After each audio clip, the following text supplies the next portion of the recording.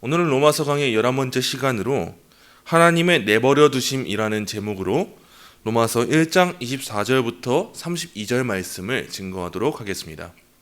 오늘 함께 나눌 본문 로마서 1장 24절부터 32절입니다.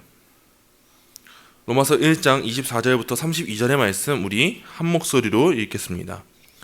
그러므로 하나님께서 그들을 마음의 정욕대로 더러움에 내버려 두사 그들의 몸을 서로 욕되게 하게 하셨으니 이는 그들이 하나님의 진리를 거짓 것으로 바꾸어 피조물을 조물주보다 더 경배하고 섬김이라. 주는 곧 영원히 찬송할 이시로다. 아멘. 이 때문에 하나님께서 그들을 부끄러운 욕심에 내버려 두셨으니 곧 그들의 여자들도 순리대로 쓸 것을 바꾸어 영리로 쓰며 그와 같이 남자들도 순리대로 여자 쓰기를 버리고 서로 향하여 음욕이 부릴 듯하며 남자가 남자와 더불어 부끄러운 일을 행하여 그들의 그릇 때문에 상당한 보응을 그들 자신이 받았느니라. 또한 그들이 마음에 하나님 두기를 싫어하며 하나님께서 그들을 그 상실한 마음대로 내버려 두사 합당하지 못한 일을 하게 하셨으니 곧 모든 불의, 추악, 탐욕, 악의가 가득한 자요 시기, 살인, 분쟁, 사기, 악독이 가득한 자요 수군수군하는 자요 비방하는 자요 하나님께서 미워하시는 자요 능욕하는 자요 교만한 자요 자랑하는 자요 악을 도모하는 자요 부모를 거역하는 자요 우매한 자요 배악하는 자요 무정한 자요 무자비한 자라. 그들이 이 같은 일을 행하는 자는 사형에 해당한다고 하나님께서 정하심을 알고도 자기들만 행할 뿐 아니라 또한 그런 일을 행하는 자들을 옳다 하느니라. 아멘. 우리가 믿는 하나님은 주권적인 하나님이십니다. 세상은 하나님의 초월성을 강조하여 하나님께서 세상은 창조하셨지만 창조 세계에 관여하시지는 않는다는 일종의 자연 종교로서의 이신론을 주장하거나 하나님의 내재성을 강조하여 세상을 하나님과 동일시하며 그분은 이 세상에 가두어서 그분의 초월성을 인정하지 않는 범신론을 말하지만 이는 모두 하나의 극단으로 치우쳐 비성경적인 방향으로 나아갈 뿐입니다. 우리가 믿는 하나님은요, 초월하시면 내재하사 섭리로 세상 만물을 주관하십니다. 성경적인 초월이란 하나님이 언약의 주님으로서 피조세계를 다스리신다는 개념을 뜻하고 성경적인 내재란 주님이신 하나님이 자신이 창조하신 세상과 구별되면서도 거기에 임재해 계신다는 개념을 뜻합니다. 이런 점에 있어서 세계 3대 칼빈주의자로 불리는 비비 워필드는 하나님이 인격적인 존재라면 하나님은 만사를 자신의 목적에 따라 행하실 것이다. 그리고 하나님이 전능하고 모든 것을 다스리신다면 모든 것이 하나님의 뜻과 계획에 따라 일어난 것이라고 여겼습니다. 웨스민스터 신앙고백서 3장 1항입니다. 하나님께서는 영원부터 자기 뜻에 가장 지혜롭고 거룩한 계획으로 일어날 모든 일들을 자유롭게 그리고 변할 수 없게 작정하셨다. 그러나 그것 때문에 하나님은 죄의 조성자가 아니시며 피조물의 의지에 폭력을 가하지도 않으시고 또한 제2 원인들의 자유나 우연성을 제거하지 않고 오히려 세우셨다. 우리 하나님께서는 영원부터 자기 뜻에 가장 지혜롭고 거룩한 계획으로 일어날 모든 일들을 자유롭게 그리고 변할 수 없게 작정하셨습니다. 이와 같은 작정 교리에 대하여 자유주의와 같은 다른 신학들은 정당한 해설을 제시할 수 없습니다. 왜냐하면 그들은 인본주의적인 관점으로 해설하려고 하기 때문입니다.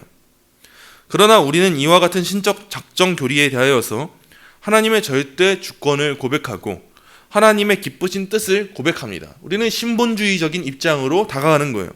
즉 우리는 세상 만사에 대하여서 선과 악을 포함하는 모든 역사의 순간들을 에베소서 1장 11절의 말씀과 같이 모든 일을 그의 뜻의 결정대로 일하시는 이의 계획으로 고백한다는 뜻입니다. 그러나 분명히 짚고 넘어가야 하는 바가 있으니 우리가 이와 같은 사실들을 고백한다고 하여서 그것이 하나님께서 모든 일을 작정하셨다고 해서 그 하나님께서 죄의 조성자라고 믿는 것은 결코 아니라는 것을 우리는 주의해서 기억할 필요가 있습니다.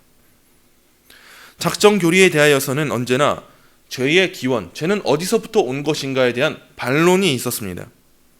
하나님께서 진정 모든 것을 작정하셨다면 인간의 타락과 죄의 문제에 대해서도 하나님으로부터 나온 것이니 하나님을 죄의 조성자로 보아야 하고 그러므로 인간에게 책임 없음이 마땅하지 않냐, 인간이 형벌을 피하는 것이 당연한 것이 아니냐라는 주장이에요. 그러나 이와 같은 주장에 대하여서 바울은 다음과 같이 반박합니다. 로마서 9장 14절입니다. 그런즉 우리가 무슨 말을 하리요? 하나님께 불의가 있느냐? 그럴 수 없느니라. 아멘. 우선 하나님을 죄의 조성자로, 죄의 기원으로 볼 수 없는 이유는 하나님께 불의라는 것이 있을 수 없기 때문입니다.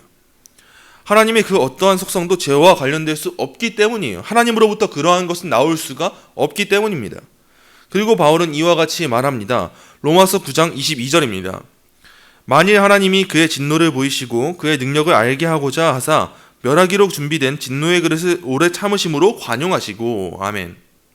우리는 다음과 같은 하나님의 관용하심을 허용적 작정이라고 말합니다. 바울은 하나님의 권리를 토기장의 비유를 통하여서 제시한 이후에 하나님께서는 자기 자신의 진노와 능력을 나타내시고자 죄를 관용하셨다는 것, 즉 허용하셨다는 것을 말합니다. 신학적으로 하나님의 작정은요, 두 가지로 나눠서 설명하는데, 선한 일에 대하여서는 효과적 작정이라고 말하고 악한 일에 대하여서는 허용적 작정이라고 부릅니다. 죄의 문제는 하나님께서 허용하신 것이지 인간의 자유의지를 억압하여서 마치 로봇, 기계와 같은 그러한 것들처럼 다루시는 것이 아니라는 뜻입니다. 즉 신앙 고백서가 고백하듯이 그들에게, 우리 인간에게 자유와 우연성을 빼앗으시지 않는다는 뜻이에요.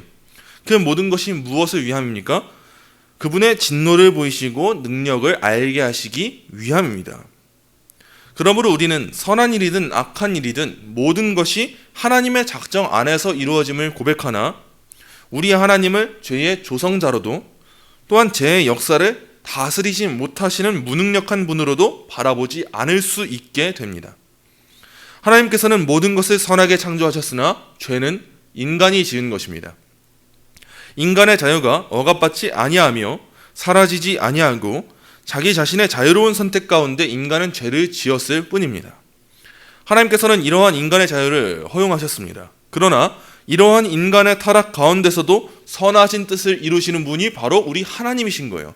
그래서 이 하나님께서 이 작정교리를 아는 자들을 통하여서 영광을 받으시고, 이 작정교리를 아는 자들은 그 하나님을 찬양하지 않을 수가 없고 그 하나님께 순종하지 않을 수가 없고 경외심을 가지지 않을 수가 없게 되는 것입니다.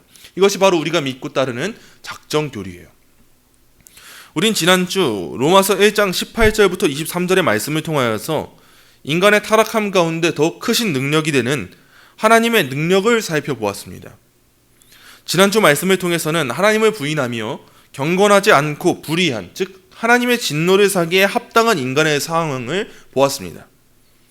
그리고 바울은 경건하지 않은 죄, 즉 하나님께로 직접적으로 나아가지 않는 죄, 종교적인 죄, 이와 같은 죄들은요 쉽게 눈에 띄지 않는다는 것을 알고 사람들의 이러한 점을 이용해서 자신이 죄악됨을 핑계할 수 없도록, 눈에 띄지 않는 것이니까 나 아무것도 죄를 짓지 않았다라는 이 핑계를 댈 수 없도록 더욱 눈에 잘 보이는 확실한 증거를 오늘 본문에 제시합니다. 그런 점에 있어서요 오늘 나눌 말씀은 그러한 인간의 죄악됨이 더욱 상세하게 어떻게 나타나는지를 다루어주고 있습니다. 오늘의 본문에서 무엇보다 중요한 키워드가 있는데 그것은 내버려두사라는 말입니다. 신학적으로는 이를 유기라고 칭하는데 오늘 본문을 통하여서 하나님께서는 죄인으로서의 인간 일부를 내버려두시는, 즉 유기하시는 분이심을 알 수 있습니다. 본문 24절, 26절, 28절은 세 번을 반복하면서 하나님의 내버려두심을 서술하는데 이는 단순한 허용을 의미하지 않습니다. 하나님께서는 유기라는 이 허용, 이 유기라는 것 또한 결국은 하나님의 진노가 드러나는 방식으로, 그걸 보응하는 방식으로 사용하신다는 것을 우리는 살펴볼 것입니다. 먼저 오늘 본문 24절입니다. 24절 우리 한 목소리로 읽겠습니다. 그러므로 하나님께서 그들을 마음의 정욕대로 더러움에 내버려 두사 그들의 몸을 서로 욕되게 하셨으니. 아멘. 먼저 24절은요 그러므로 라는 말로 시작하며 앞서 살펴본 그 불경건의 결과가 어떠한지, 하나님께 짓게 되는 그 우상숭배죄가 어떠한지에 대하여서, 그 결과가 어떻게 되는지에 대하여서 이렇게 기록하고 있습니다. 하나님께서는 불경건한 인간을 어떻게 하십니까? 그들의 마음의 정욕대로 더러움에 내버려 두사라고 기록된 바와 같이 인간의 죄악을 오히려 허용하시며 유기하십니다. 하나님께서는 심판의 방법의 일종으로 인간을 내버려 두시는데, 이때에 인간은 더욱 죄악스러워지며 큰 유혹들을 마주하게 되고 더러움과 욕된 상태에 처하게 됩니다. 즉 하나님의 내버려 두심은요, 내버려 두심 그 자체로 하나님의 진노를 더 크게 겪게 되는 보응이라는 거예요. 하나님께서 내버려 두실 때 그들은 더 큰 죄악에 치닫게 되고 더 큰 고통 가운데 처하게 될 것이기 때문입니다. 이러한 상황에 처한 인간은 그들의 정욕, 즉 하나님의 뜻과 반대되는 자기 자신의 뜻과 욕심을 따라 악을 행하게 되는데, 그것은 더러움이라는 표면적인 눈에 보이는 타락으로 나타나게 됩니다. 하나님은 정결을 요구하시며 거룩을 요구하시나 하나님께서 내버려 두신 인간은 자기 스스로 더욱 자기의 정욕대로 살아가고 더럽고 부정한 삶을 살아가게 됩니다. 하나님은 악인들의 죄악을 모르시는 분이 아니십니다. 모든 것을 아시며 결국에는 모든 것을 작정하신 분이십니다. 그러나 하나님의 작정 때문에 그들이 부정하게 된 것은 아니에요. 하나님은 그저 그들을 그 상태 그대로 내버려 두신 것이고, 그 내버려 두심으로 말미암아 그들은 그들 스스로가 더욱 깊은 죄악의 상태로 나아가는 그 죄의 형벌을 받게 된 거예요.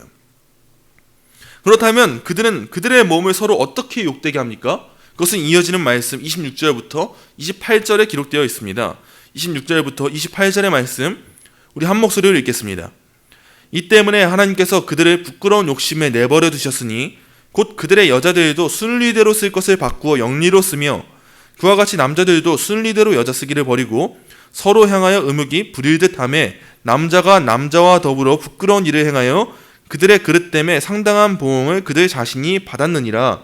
또한 그들이 마음에 하나님 두기를 싫어하며 하나님께서 그들을 그 상실한 마음대로 내버려 두사 합당하지 못한 일을 하게 하셨으니. 아멘. 하나님께서는 인간의 경건하지 않음과 불의로 인하여서 인간을 내버려 두셨는데, 그때 인간이 어떠한 죄악으로 살아가게 되는지를 본문은 특별히 이 동성애라는 성적 타락에 대하여서 지적합니다. 우리가 오늘 다루게 되는 이 본문 앞절에는요, 우상숭배, 즉 종교적인 타락을 담아내고 있었고, 그 타락의 결과로서 오늘의 말씀이 나오는데, 그것은 눈에 보이는 표면적인 타락입니다. 그 중에서도 바울은 이러한 성적인 타락으로서 동성애를 가장 먼저 지적합니다. 현대 많은 기독교 지도자들조차도 동성애에 대하여서 성경적인 답안을 제시하지 못하는 경우가 많지만, 진리는 변하지 않으며 하나님의 기준은 변하지 않습니다. 동성애는 그 자체로 죄일 뿐더러 상황적, 환경적 요건을 고려하여서 그 죄가 사해지지 않습니다. 하나님께서는 성경적인 질서를 따라서 남자와 여자를 창조하셨고, 그 창조 질서는 남자와 여자를 통하여 가정을 이루고 그 안에서의 관계를 통하여 생물학적인 명령을 수행하는 방향으로 나아가야만 합니다. 그러므로 동성애라는 것은요, 남자와 여자의 만남이 아니고 하나님께서 제정하신 건강한 가정 안에서의 만남도 아니고 그 안에서의 관계도 아니기에 하나님께서 제정하신 창조 질서에 대하여서 직접적으로 위배하는 죄입니다. 하나님께서 불경건한 인간을 그들 자신의 죄악됨으로 말미암아 내버려 두실 때 인간은 어떠합니까? 소돔과 고모라의 죄악이 그러했던 것과 같이 하나님의 규범에서 벗어나 왜곡된 사랑을 해가고 하나님의 규범에서 벗어나 왜곡된 예배를 일삼는 존재가 된 것이 바로 인간이다라는 걸 말하는 거예요.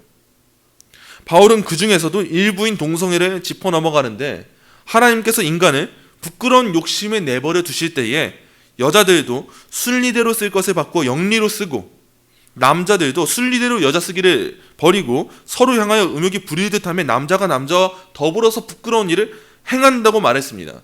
여러분, 순리라는 말은요, 하나님께서 창조하신 자연스러운 상태, 즉 하나님의 목적과 뜻을 반영하는 질서를 의미합니다. 그것이 바로 바른 것이었고 그것이 올바른 상태였고 이것이 하나님의 뜻이었다는 거예요. 근데 이 하나님께서 내버려 두신 상태의 인간은 어떻습니까? 순리를 바꾸어서 영리로 쓴다고 나와 있죠. 이 영리라는 말은요, 순리를 거스르는, 즉 자연스러운 것에서 벗어난 그 죄악된 행위, 그것을 뜻하는 말이 바로 이 영리입니다. 우리는 이를 통해서 알게 되는 바, 소돔과 고모라에 있었던 그 죄악은 오늘날에도 여전히 죄로 규정되어야 마땅하다는 것이고, 이와 같은 타락은 형벌을 받음이 마땅하다는 거예요. 오늘날의 교회들은 동성애에 대하여서 여러 관점을 제시하고, 누군가는 이와 같은 성적 타락을 죄의 문제로 다루려 하지 않습니다. 이 사회는 동성애를 정상적인 것으로 간주하고, 시대적인 상황은 동성애를 용납할 수 있는 것으로 여기며 자연스러운 문화적 요소로 삼았습니다.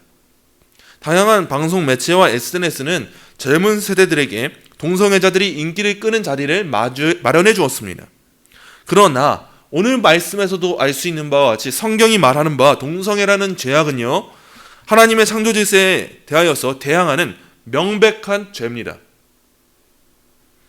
우리는 그들을 그 사람 자체로, 그 사람이라는 대상을 미워하거나 혐오해서는 안 되지만, 그들이 하나님께로 나아올 수 있게 하려면 그들의 동성애라는 죄에 대해서는 명확한 관점을 가져야 돼요.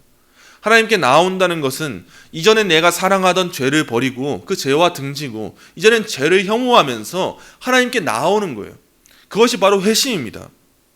그러나 인간에게 이러한 믿음을 가지는 행위, 이러한 이전의 죄를 돌이키는 행위, 이것이 없는데 어찌 구원이 있겠습니까? 우리 하나님께서 우리에게 구원을 주실 때, 성령님이 우리 안에 내주하실 때, 우리를 거듭나게 하실 때, 우리는 이제 더 이상 이전에 사랑하던 죄를 사랑하지 않게 됩니다. 그 과정 가운데 복음 전도, 복음 전파, 설교라는 이 말씀을 전하는 수단이 임하는 것이고, 그때 인간은 자신의 죄악됨을 깨달아야 하고, 그러한 자기 자신에게 임한 구원을 알아야 하고, 그렇다면 나는 이제 어떻게 살아야 할까에 대한 감사를 알아야 됩니다. 그러므로 우리는 그 사람의 대상, 그 사람이라는 존재에 대해서 미워하거나 혐오해서는 안 되지만, 이 동성애에 대한 행위, 그 죄악에 대해서는 명확한 관점을 가지고 있어야 돼요. 그게 진정한 사랑이에요. 그걸 알려주고 그것을 가르치고 그것으로 하나님께 나올 수 있도록, 회개할 수 있도록 이걸 전하는 것이 전도입니다. 이게 복음이에요. 왜 오늘날의 시대가 소돔과 고모라가 그러했던 것과 같은 그러한 모습으로 나아가고 있습니까? 이것이 인간 부패의 실상이자 하나님께서 죄인된 인간을 내버려 두실 때 나타나는 이 세상의 모습입니다. 바울은 이러한 성적 타락에 대하여서 그들의 그릇됨에 상당한 보응을 그들 자신이 받았느니라 라고 말했습니다. 여기서 말하는 보응에 대한 해석은 다양합니다. 누군가는 죄책감과 압박감을 뜻한다고 해석하기도 하고, 또 누군가는 이 땅 가운데 방치하시는 하나님의 형벌을 뜻한다고 해석하기도 합니다. 또한 현대 많은 기업화 윤리학자들은 이들이 현세에서 받게 되는 에이즈와 같은 성병들을 의미한다고 해석하기도 합니다. 그러나 중요한 것은 무엇이냐면 이들에게 분명한 보응이 있다라는 것입니다. 이어지는 말씀 또한 28절부터 31절까지 보겠습니다. 28절부터 31절 우리 한 목소리로 읽겠습니다. 또한 그들이 마음에 하나님 두기를 싫어하며 하나님께서 그들을 그 상실한 마음대로 내버려 두사 합당하지 못한 일을 하게 하셨으니 곧 모든 불의, 추악, 탐욕, 악의가 가득한 자요, 시기, 살인, 분쟁, 사기, 악독이 가득한 자요, 수근수근하는 자요, 비방하는 자요, 하나님께서 미워하시는 자요, 능욕하는 자요, 교만한 자요, 자랑하는 자요, 악을 도모하는 자요, 부모를 거역하는 자요, 우매한 자요, 배약하는 자요, 무정한 자요, 무자비한 자라. 아멘. 우리 인간의 더럽고 추악한 죄악들은 어디서 나왔습니까? 28절의 말씀과 같이 하나님 두기를 싫어하는 마음으로 말미암은 것입니다. 모든 인간은 하나님에 대한 어느 정도의 지식이 있음에도 불구하고 하나님께 합당한 영광을 돌리려 하지 않습니다. 오히려 그 마음에 하나님을 두기를 싫어하는 것이 바로 우리 죄인된 인간이에요. 그러한 인간을 하나님께서는 그 상실한 마음 그대로 내버려 두사 합당하지 못한 일을 하게 하셨습니다.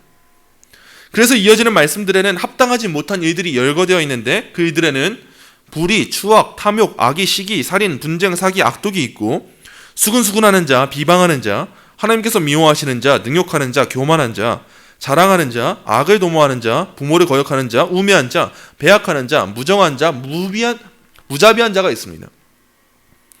여기서도 불의라는 것은요, 일반적으로 모든 악덕들을 포괄하는 개념인데, 청교도 주석가 매튜 풀도 이 불의를 모든 죄들 가운데 셈의 근원과 같은 것으로 보았어요. 여기서 모든 것이 나온다는 거예요. 즉 불의로 말미암아서 이어지는 모든 악덕들이 맺어진다는 거예요. 그러나 중요한 것은요, 단순하게 우리가 이러한 죄들이 있구나, 우리 죄인된 인간이 이런 죄들을 짓는구나, 이런 것들을 다양하게 맺어낼 수밖에 없는 게 우리 인간이구나 라는 것을 보는 것이 중요한 것이 아니고요, 이는 단순하게 죄인된 인간들이 이런 죄악들을 범하게 된다는 것을 뜻하는 것이 아닙니다. 이는 하나님께서 허락하신 첫째 돌판, 하나님에 대한 계명들에 대해서도, 또한 둘째 돌판, 우리 이웃들에 대한 계명에 대해서도 불순종하는 인간은, 여기 나열되어 있는 모든 죄를 짓는 인간은요, 결국에는 하나님의 심판을 벗어날 길, 피할 길은 결코 존재하지 않는다라는 것을 보여줍니다. 즉, 하나님께서 내버려 두신 모든 인간들은 하나님의 심판대 앞에서 그 스스로 의롭다함을 입을 방도가 없고 모두 그 진노의 심판을 피할 길이 없다는 것을 보여주는 것이 바로 이 말씀이에요. 이런 죄도 짓고 이런 죄도 짓고 이런 악덕들을 다 짓는 인간이 어찌 하나님의 진노를 피할 수 있겠는가, 이것을 말하고 있는 것입니다. 과연 이와 같은 합당하지 못한 죄악을 저지르는 인간 중에 그 누가 하나님께 핑계할 수 있겠습니까? 이 죄악을 자기가 다 지어놓고 하나님께서 조성하신 일입니다 라고 핑계할 자가 누가 있겠습니까? 결코 그럴 수 없습니다. 이제 바울은 이러한 처지에 놓인 인간에 대해서 마지막으로 고발을 하는 거예요. 32절입니다. 32절 한 목소리로 읽겠습니다. 그들이 이 같은 일을 행하는 자는 사형에 해당한다고 하나님께서 정하심을 알고도 자기들만 행할 뿐 아니라 또한 그런 일을 행하는 자들을 옳다 하느니라. 아멘. 최종적으로 인간의 죄악은 어떠합니까? 인간은 이 같은 일을 행하는 자는 사형에 해당한다고 하나님께서 정하심을 알고도 라고 이렇게 기록된 바와 같이, 다시 한번 말하지만 죄의 종성자는 하나님이 아니세요. 알고도 자기들이 지었다는 거예요. 인간 스스로 하나님을 경외하지 않았으며 인간 스스로 경건하지 않았고 불의했습니다. 하나님께서는 죄의 대가를 선언하셨고 규정하셨습니다. 그러나 그럼에도 불구하고 인간은 그 사실을 알고도 죄를 범한 거예요. 아니, 오히려 그 하나님의 참으심을 탓합니다. 그리고 이 죄의 문제를 하나님께 돌리기에 급급한 존재, 그것이 바로 우리 인간이에요. 그러나 로마서 6장 23절의 말씀과 같이 죄의 삭은 사망입니다. 또한 창세기 2장 17절에서 하나님께서 말씀하신 바와 같이 선악을 알게 하는 나무의 열매는 먹지 말라, 내가 먹는 날에는 반드시 죽으리라 하신 이 말씀을 우리 인간들은 알고 있습니다. 본성적으로 말입니다. 인간의 법조차도 살인한 자를 사형에 처하게 하는 것이 법입니다. 이러한 법은 여러분 어디서 난 것입니까? 인간에게 존재하는 도덕법은 어디서 난 것입니까? 인간은 왜 죽음이라는 것을 두려워하는 것입니까? 인간은 어떻게 인간 관점에서의 선과 악이라는 그 개념을 분별할 수 있는 것입니까? 이방 종교조차도 미래의 형벌을 말하고 있는데 이는 어디서 난 것입니까? 과연 누가 하나님 앞에서 하나님을 몰랐다고 핑계할 수 있겠습니까? 과연 누가 하나님의 유기로 인해서 자기가 죄인이 되었다고 말할 수 있겠습니까? 과연 누가, 우리 중 그 누가 하나님을 죄의 조성자로 삼을 수 있겠습니까? 이와 같은 하나님의 정하심을 알고도 자기들만 행할 뿐 아니라 또한 그런 일을 행하는 자들을 옳다 하는 자들이 바로 누구예요? 우리 인간이에요. 과연 하나님의 은혜 없이 그 누가 하나님의 진노를 피할 길이 있겠습니까? 서로의 그릇됨도 모른다 핑계할 뿐더러 그것을 옳다고 여기는 자들에게 임하는 하나님의 진노는 내버려 두심이라는 유기의 형벌로 임했고, 그것은 현세에서도 내세에서도 하나님의 심판입니다. 바로 이러한 심판대 앞에 놓인 것이 죄인된 인간의 실상이며 절망입니다. 말씀을 맺습니다. 다시 한번 우리 자신에게 물어보기 원합니다. 과연 우리 중 그 누가 우리 자신의 행함과 우리 자신의 선행과 능력으로 구원 얻을 길이 있겠습니까? 과연 우리 중 그 누가 자연에 나타나는 하나님의 계시를 보고 우리 구원자 되시는 하나님을 찾을 수 있겠습니까? 과연 우리 중 그 누가 자신의 죄 없음을 직접 핑계할 수 있겠습니까? 과연 우리 중 그 누가 하나님을 죄의 조성자로 삼을 수 있겠습니까? 죄인된 인간은 하나님의 예정에 대해서 말하는 것도 꺼려하지만 내버려 두심에 대해서 말하는 것은 더 꺼려합니다. 또한 칼바르트와 같은 신정통주의자는 하나님의 예정에 대해서 말하지만 유기에 대해서 말하려고 하지 않는 단일 예정을 주장합니다. 또한 아르미니우스 주의자들은 모든 원인을 인간 자신에게만 돌림으로써 하나님의 주권에 대하여서는 고백하지 않으려고 합니다. 인간의 책임만을 말하려고 해요. 또한 극단적인 칼빈주의자들은 하나님을 마치 죄의 조성자와 같이 만들기까지 합니다. 이것은 하나님의 주권만을 지나치게 강조해서 나타난 현상이에요. 그러나 우리는 하나님의 내버려 두심, 즉 이 유기교리에 대하여서 말할 때에 하나님의 주권을 말함과 동시에 인간의 죄의 책임, 그 죄책에 대하여서 균형 있게 깨달아야 합니다. 우리는 이와 같은 하나님의 내버려 두심 또한 하나님의 주권 가운데 그분의 진노와 의, 그리고 그분의 영광이 선포되게 한다는 것을 고백해야 합니다. 이 또한 성경에 명확하게 기록된 말씀이고, 하나님께서는 죄인 중 일부를 내버려 두사 심판하심으로 영광 받으실 분이십니다. 오늘의 본문은 스스로는 결코 구원받을 길이 없으며 더욱 절망으로 치닫게 되는 인간 존재의 한계를 보여주고 있습니다. 어쩌면 우리는 이러한 말씀 듣기를 기뻐하지 않을지도 모릅니다. 그리고 우리는 이러한 말씀 듣기를 너무 어색하게 여길지도 모릅니다. 그러나 성경은 이에 대해서 분명하게 말해주고 있습니다. 여러분, 그러나 이러한 인간의 존재의 한계를 보심과 동시에 우리가 알아야 할 것이 있습니다. 이러한 존재였던 자들, 그들이 바로 우리였습니다. 그러한 우리를 구원하시는 하나님의 은혜를 마주하게 되었다면 이제는 믿음 또한 스스로 가질 수 없었던 우리에게 믿음을 선물로 주사 모든 믿는 자에게 구원을 주시는 하나님의 능력이 우리에게 임하게 되었다면, 그리고 이 사실을 이제 우리가 고백할 수 있게 되었다면 우리가 어찌 하나님을 찬양하지 않을 수 있겠습니까? 우린 이러한 인간의 죄의 실상을 보면서도 하나님을 찬양하지 않을 수가 없는 거예요. 우리가 어찌 그 복음을 우리의 기쁜 소식, 복음으로 여기지 않을 수가 있겠습니까? 그러므로 사랑하는 성도 여러분, 그토록 큰 죄책과 타락 아래 있었던 우리를 구원하신 하나님의 은혜의 복음을 알고 또 그 내용을 믿는 일보다 우리에게 더 시급한 일이 있겠습니까? 그런 건 없습니다. 우리에게 이것보다 소중하고 중요한 일이 있습니까? 그런 것은 없습니다. 멸망에 이를 것을 알고도 멸망으로 나아가던 자들이 바로 우리였습니다. 우리가 바로 그러한 자들이었습니다. 그러나 그러한 우리에게 임한 하나님의 의는요, 우리를 구원하셨습니다. 이 놀라운 은혜를 고백하며 우리는 이해할 수 없는 크고도 깊은 하나님의 작정이 하나님의 영광과 능력을 선포하셨음을, 또한 우리 하나님께서는 이와 같은 고백을 하는 자들에게 찬양과 경외심을 품게 하시며 겸손과 근면함과 풍성한 위안을 안겨주셨음을 우리 함께 감사함으로 고백하는 자들이 되기를 간절히 소망합니다.